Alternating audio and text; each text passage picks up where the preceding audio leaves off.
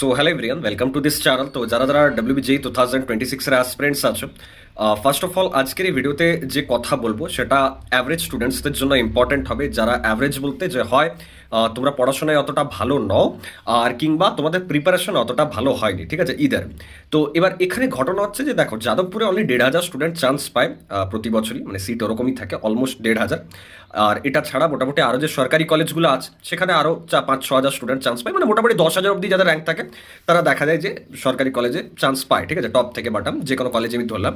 আর যারা বাকি যারা স্টুডেন্টস থাকে তারা প্রাইভেট কলেজে পড়াশোনা করে আর কি, যে কোনো ব্রাঞ্চে হোক না কেন। অনেকে ডাব্লিউবিজেই দিয়ে যায়, অনেকে যেই দিয়ে যায়, অনেকে হয়তো ম্যানেজমেন্ট কোটা দিয়ে গেল, অনেকে হয়তো কাউন্সেলিং দিয়েই গেল, বাট লাস্ট অব্দি ওয়েট করলো first round, second round, third round, অনেকে আবার ডিসেন্ট্রালাইজডে যায়।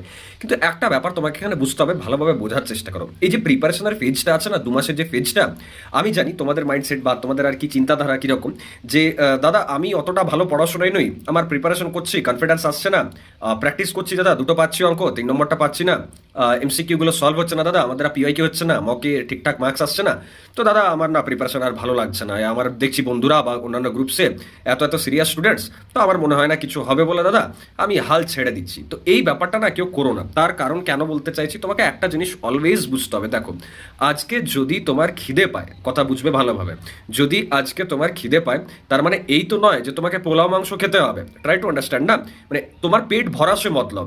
এবার সেখানে তুমি যদি পোলাও মাংস অ্যাফোর্ড না করতে পারছো বা অ্যারেঞ্জ না করতে পারছো, দেন অ্যাটলিস্ট ভাত ডাল আলু সিদ্ধটা খেয়েও তুমি পেট ভরাতে পারবে। এখানেও সিচুয়েশনটা সেম। আমি বলছি না যে যাদবপুর টার্গেট করো না, বা যাদবপুর টার্গেট করলে তোমার মানে লাইক প্রবলেম হবে, বাট তুমি যদি ওটা অ্যাফোর্ড করতে না পারবে বা তোমার যদি ওরকম অ্যারেঞ্জমেন্ট নেই, তাহলে অ্যাটলিস্ট যে কলেজগুলো বা যে চয়েসেসগুলো তোমার অপশনে আছে সেগুলোর জন্য তো তোমাকে খাটতে হবে। এটা তো বাইনারি নয় যে হয় 1 নাহলে 0, মানে হয় যাদবপুর আর নাহলে ডাব্লিউবিজেই দেবো না বা ডাব্লিউবিজেইতে পড়বো না, এরকম নয়। ঠিক আছে, যে যাদবপুর 100+ পাচ্ছে সে যাদবপুরের বেস্ট ব্রাঞ্চ নিয়ে পড়বে, ভালো অপরচুনিটি পাবে। বাট তুমি যদি 50ও পাও অ্যাটলিস্ট, তো 50 তো ভালো ভালো কলেজের ভালো ভালো ব্রাঞ্চ আছে। এই যে এত এত স্টুডেন্টস আজকে টিসিএস, কগনিজেন্ট, লাইক মানস্ট্যাক, গোল্ডম্যান স্যাক্স, আর্নস্ট অ্যান্ড ইয়াং, এত জায়গায় যে এত তো যাদবপুরের স্টুডেন্ট নেই বা কেজিসি স্টুডেন্ট নেই, জেজিসি স্টুডেন্ট নেই, সেখানে অনেক টিয়ার 3 এর কলেজের যারা স্টুডেন্টস তারা আজকে তো ভালো জায়গায় স্ট্যান্ড করছে লাইফে। তো তারা যদি পেয়েছে, তাদেরও র্যাঙ্ক ওরকমই ছিল, 50+ মার্কস পেয়ে পরই তারা হয়তো ডাব্লিউবিজি দিয়ে পড়ে গেছে। তো তাহলে তুমিও পারবে। আমি তোমাকে বোঝাতে এটা চাই যে 1-0 কনসেপ্টটা থেকে বেরিয়ে আসো। শুধু এটা ভাবো, আমার যতটা বেস্ট হবে আমি দেবো এবং আমাকে আমার বেস্টটা করে আসতে হবে। Got it? মানে ফোন মানেই আইফোন এরকম নয়।